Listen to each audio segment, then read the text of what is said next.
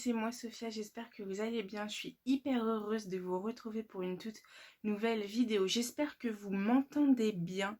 D'habitude je vous pose pas la question, mais là je vous pose la question parce que ma caméra n'a plus de batterie et donc je me retrouve à faire une vidéo sur mon téléphone. Donc j'espère que vous m'entendez bien.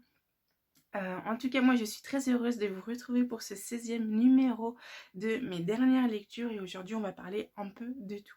On commence tout de suite, c'est parti avec ma musique de nuit et la danse des cygnes, écrit par Marie Colo et illustré par Pauline Morel aux éditions Pourquoi pas.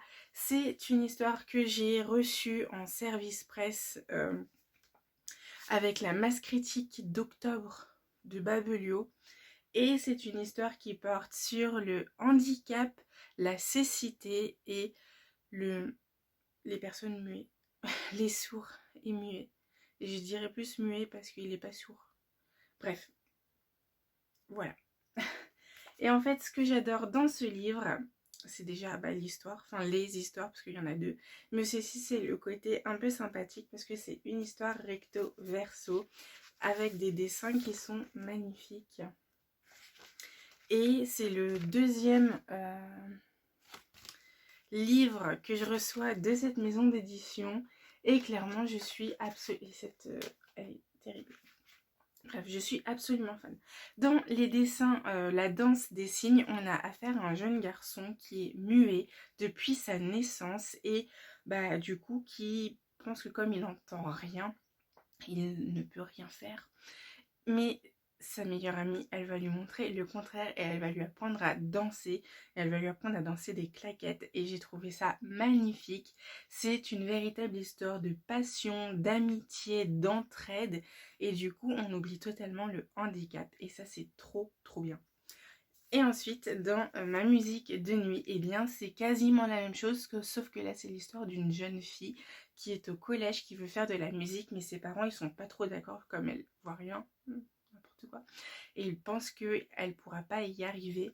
Alors, avec son meilleur ami Oscar, ils ont décidé de monter un groupe de musique et ils vont faire des répétitions chez elle. Et là, ses parents vont se rendre compte qu'elle a un véritable talent et vont lui dire « Ok pour la musique ». Et ça, c'est trop cool, hein, n'est-ce pas ? Donc c'est pareil, c'est de la passion, c'est de l'amour, c'est de l'entraide, c'est de la bienveillance. C'est ce qu'on aime, en fait. Voilà, c'est tout. Qu'est-ce que j'ai à dire de plus à part lisez-le et faites lire ça à vos enfants, à vos cousins, à vos tantes, bref, à toute votre famille, à tous vos proches, parce que clairement, ça vaut le coup. Enfin, et puis en plus, c'est des choses qu'on n'a pas l'habitude de lire, ni de voir. Donc, forcément, on se jette dessus. Voilà, c'est tout. Je peux que vous dire ça. En vrai, je suis hyper contente de lire à chaque fois des petits livres comme ça. En plus, c'est dédié à la jeunesse. Donc franchement, c'est que du positif, quoi. Donc, je vous recommande et merci Babelio et merci les éditions. Pourquoi pas de m'avoir confié votre bouquin. Ouais. Ensuite, on passe sur un autre livre. On reste dans la jeunesse, mais un autre livre totalement différent. Je l'ai lu en e-book. C'était un service presse également d'il y a 2 ans. Cette année, hein, vous pouvez vous en rendre compte, je lis des livres, de plus en plus de livres qui sont des vieilles parutions, des anciens livres. De ma page, je les ressors, ça fait plaisir, on aime ça. Et du coup, je dois vous prévenir, et je vais souvent vous le répéter, que ce livre-là n'est plus disponible en achat. Et que l'auteur a disparu, entre guillemets. En tout cas, la plume, le nom d'auteur de cette personne, eh bien, n'existe plus et ne vend plus ses livres. Et je suis été trop triste d'apprendre ça quand j'ai fini mon bouquin parce que c'était un véritable coup de cœur. Je vous parle de Échec et Love d'Andy Pierce. Donc, c'était un service presse d'il y a 2 ans. Hein, j'étais hyper en retard sur Simplement. Sur Simplement Pro, j'essaye de reprendre et de, comment ça s'appelle, me remettre à jour. On y croit, c'est un peu dur, mais on y croit. Et clairement, Dans ce livre, on fait la rencontre de Max ou Matt ou M quelque chose. En tout cas, je n'arrive pas à retenir son prénom, c'est affreux. Et en fait, il va se retrouver collé et son prof de maths l'a collé, mais il l'a pas collé dans une perme classique, il l'a collé dans son club d'échecs. Et là, Matt ou Max ou bref, le garçon qui est collé va se découvrir une véritable passion pour les échecs. Et du coup, il va être focus là-dessus pendant des mois, voire même un an, voire même plus de temps. Et au fil de ces échecs, il va rencontrer du coup un de ses camarades de classe avec qui il n'a pas l'habitude de parler. Il va rencontrer sa sœur de ce fameux camarade qui s'appelle Louise. Pour le coup, j'ai bien retenu son prénom. Qui s'appelle Louise. Et si je dis pas de bêtises parce que maintenant j'ai un doute. Bref, on va l'appeler Louise, qui s'appelle Louise, et du coup, entre eux, ça va être le coup de foudre, hein, voilà. Et Max, le garçon, va devoir choisir entre sa passion pour l'échec ou son amour naissant pour Louise, parce que forcément, si on fait les échecs, eh bien, on ne peut pas tomber amoureux. J'ai pas d'avis là-dessus, parce que moi, les échecs, je sais que ça fera jamais un. Hein, c'est trop de logique pour moi. Plus c'est ça avec les maths. Enfin, voilà. D'ailleurs, petite anecdote, c'est du coup le 3e livre que je lis qui parle des échecs, et je ne pensais pas avoir autant de livres dans ma bibliothèque qui parlaient d'échecs, parce que j'ai retrouvé, en cherchant un livre à lire, un autre livre qui parle aussi d'échecs. Alors, je vous parle de la saga voilà, Le cœur en braille, où on parle d'échecs, forcément, de Échecs et Love de Andy Pierce, et La vie et un autre livre que je n'ai plus ici, mais qui est par là, et un autre livre aux éditions Ferrus qui parle aussi d'échecs, mais là ça parle d'échecs en Angleterre. Bref, j'ai une saga et 2 one-shots qui parlent d'échecs. Je ne pensais pas en avoir autant. Voilà, c'était la petite réflexion du jour. Et du coup, ça m'a donné envie de découvrir un peu plus l'univers des échecs, parce que clairement, c'est grave cool.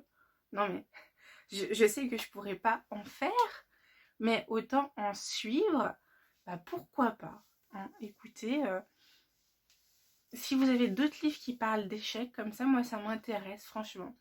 Et voilà, c'était fin de la parenthèse. Alors voilà, c'est un coup de cœur en fait, pour cette passion naissante, je dirais même pour ce coup de foudre entre lui et les échecs. Ce qui me dérange un petit peu, c'est qu'il arrête du coup brutalement les échecs. Enfin, c'est ce choix cornélien qu'il a à faire, et qui se dit si je fais l'un, je peux pas avoir l'autre, et inversement. C'est compréhensible, mais du coup, j'ai trouvé ça un peu rude quand même comme choix. Mais j'ai adoré, voilà. En plus, la plume de l'auteur se lit divinement bien. Bref, je ne peux que vous le recommander.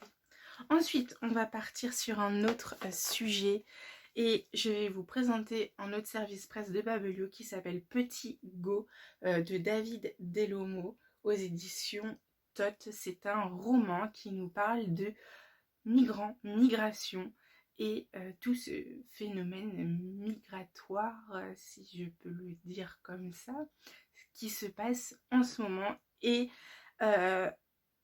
j'ai beaucoup aimé, parce que ça nous donne un autre regard sur ce phénomène que les médias nous montrent, que la télé nous montre, que les journaux, bref, nous montrent. Et du coup, ça fait hyper plaisir. En fait, on fait la rencontre de Youssef, qui est taximan dans la capitale d'Afrique du Sud, de l'Ouest, pardon. Et il gagne péniblement sa vie en étant taximan, hein. Il fait sa ville du matin au soir, il connaît les rues par cœur, sauf qu'un jour, il y a 2 personnes qui vont lui voler sa voiture, et sa voiture ne lui appartient pas. Elle n'appartient même pas à son employeur, elle appartient à celui qui dirige la ville. Et donc, ils vont pas être très sympas parce que la voiture, c'est une très belle voiture. Voilà, c'est une très belle voiture de marque, enfin, d'une marque assez sympathique, disons. C'est pas une vieille voiture toute pourrie. Et clairement, il va commencer à se faire tabasser. Si avant il avait une existence où son seul problème était de gagner sa vie pour manger et pour payer son loyer, là, ma foi, on va lui rajouter des menaces de mort, du tabassage, on va le tabasser, quoi, à mort, quasiment.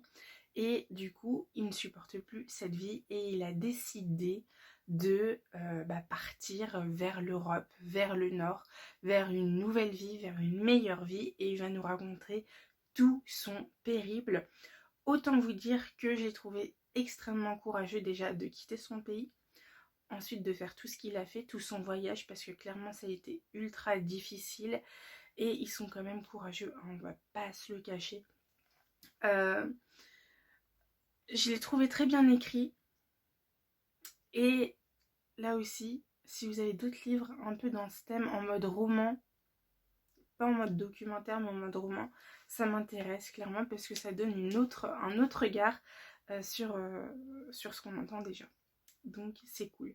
Moi je peux que vous le conseiller clairement parce qu'on apprend plein de choses et surtout on se met à la place des personnes qui vivent ce genre de choses. Donc voilà, ça c'est cool. Le reste est moins cool, mais se mettre à la place des fois de temps en temps des autres personnes, c'est cool. Donc je ne peux que vous le conseiller. C'est parti. Et ensuite, on va faire une pause. C'est bon. On fait la pause parce que j'ai fait une relecture du coup. Et là, vous m'avez perdu, quoi. Je vais pas m'étaler pour cette relecture parce que déjà, je m'étale beaucoup trop depuis que je l'ai relu. Et je vais vous faire une vidéo focus dessus parce que j'ai à la fois beaucoup de choses à dire et en même temps je sais pas comment vous les dire, alors je peux pas vous les faire dans une vidéo review comme ça parce que j'ai plus de voix, pardon. Parce que ça va être hyper difficile pour moi de savoir quoi vous dire et je vais partir dans des mimiques bizarres pardon, dans des voix bizarres, bref ça va être tout bizarre.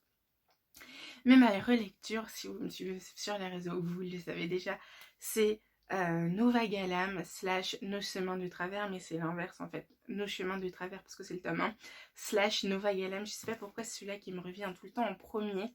C'est le moins difficile à dire, je crois.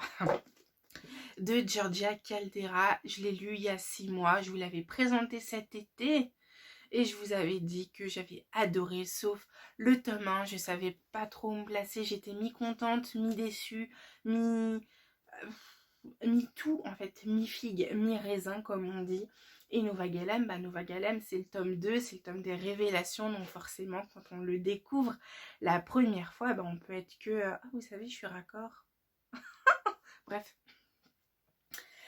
On peut être que j'allais dire à la fois heureuse et anéantie par ces révélations. Mais le tome 1, c'est vrai que même après l'avoir relu, ma première lecture me laisse toujours dans une incompréhension totale. Et voilà, c'est tout.